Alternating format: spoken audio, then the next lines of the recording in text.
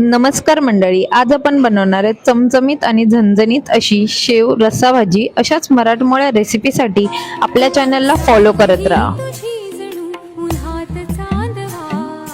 ऐक साजणी या खुळ्या क्षणी वेड लावतो जीवा तुझाच गोडवा स्वर्ग हा नवा।